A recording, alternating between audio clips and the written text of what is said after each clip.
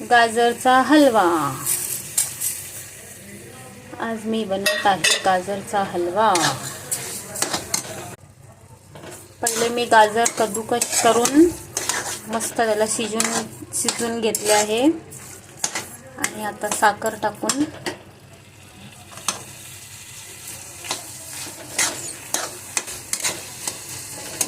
तूप टाकून मस्त परतून घेत आहे।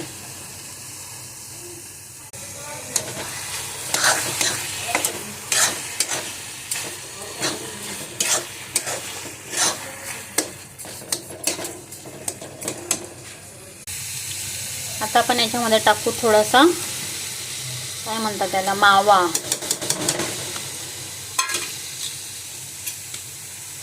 टाकला ना मग याला मस्त असं मिक्स करून घ्यायचं।